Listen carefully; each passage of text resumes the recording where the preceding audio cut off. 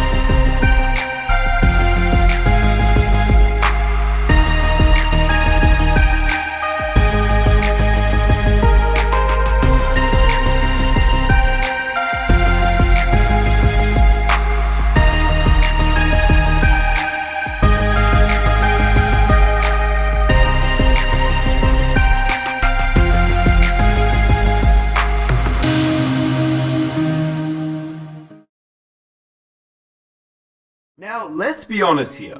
When talking about Kobe Bryant, the Black Mamba, you can make at least 50 videos talking about an insane Kobe Bryant moment. He was in the league for 20 years and had countless incredible stories each and every year.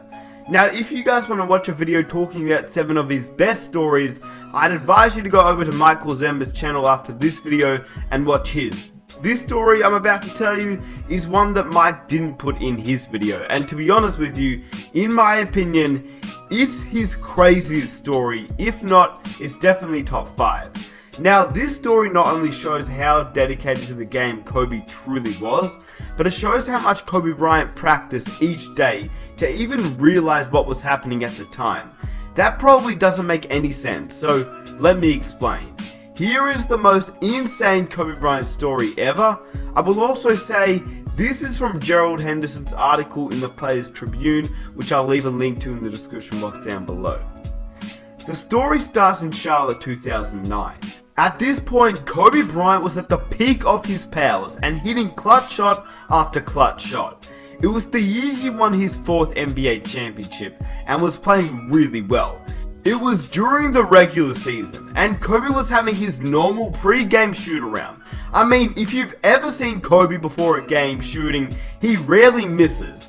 To be fair, there's no defender at all, which most NBA players are able to knock down these shots, but on this day, Kobe couldn't hit one shot. I mean, maybe he was just not feeling it this day. It happens. Players can sometimes just feel a little tired on back-to-backs, injuries can take over, but usually it's fatigue after a back-to-back game and things of that nature. Except, this is Kobe Bryant we're talking about here. This isn't just a regular player. Kobe was missing wide open shots after wide open shots with no defenders around him. So obviously something seems a little bit odd. Kobe Bryant missing wide open shots, no defenders around him, that seems really fishy. So Kobe Bryant proceeds to walk to the middle of the court, looks directly at the rim, turns around and says, "There's something wrong with the rim." Not his shot, the rim. He said that to Gerald Henderson, the first thing that Kobe Bryant ever said to him. In fact, this was the first time they'd ever actually met. Well, kind of.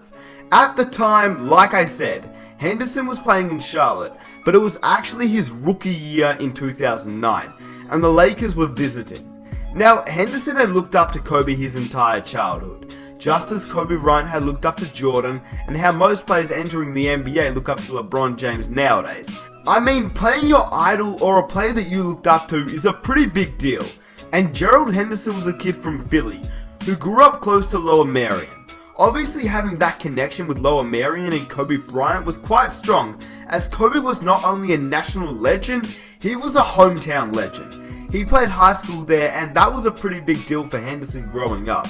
He said that when he was 9 years old, his dad brought him to a high school game where Kobe Bryant dropped 50 points and sat for the fourth quarter. He also said he had visions of Kobe Bryant pulling up from one step inside the half court and draining it, and then walking back on defense with a strut, as if he knew just how good he was. He did.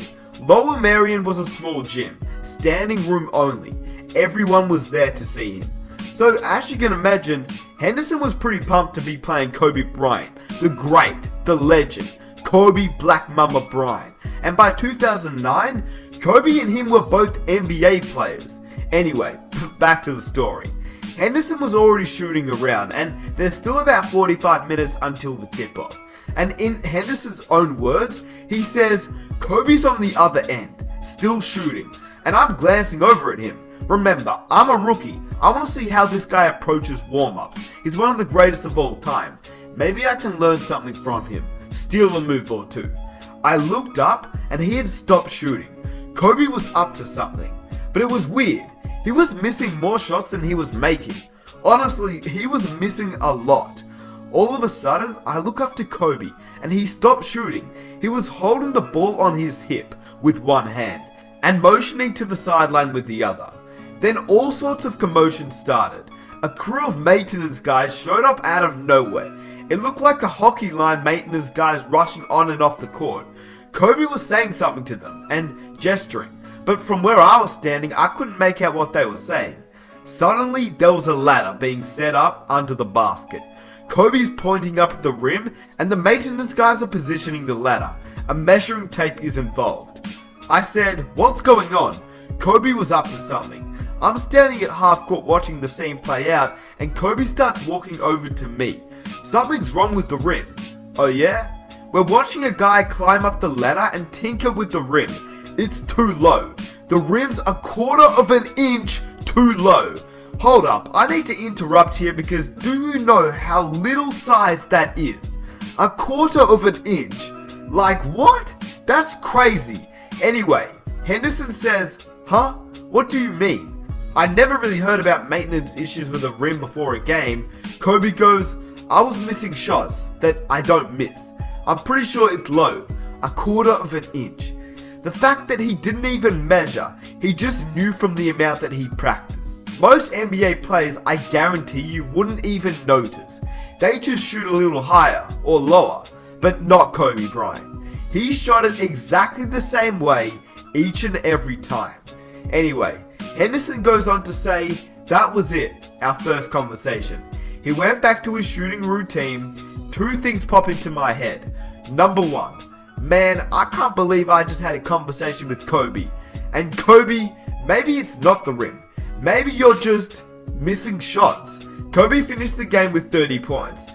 After the game, I was walking off and I saw one of the maintenance guys, one of the guys who was carrying the ladder onto the court during warm-ups. I had to ask, "Hey man, what was up with the rim before?" "Oh, someone notified that it was a little lower than regulation," he added. "Don't worry, we adjusted it to 10 feet. Then he told me how much it was off by. I could tell you his answer, but I think you already know what he said." Now, I don't know about you, but that story has got to be one of the most insane stories I've ever heard. Obviously, it's Kobe Bryant, and there are so many to choose from, but this one is definitely my favorite. And I hope you guys enjoyed this video. If you did, I'd really appreciate it if you guys could go ahead, subscribe to the channel if you enjoy this video and you want to watch some more NBA content on the channel. And if you guys want to share this video around, definitely leave a like. That would be amazing. It would show your support so much, and I'd really appreciate it.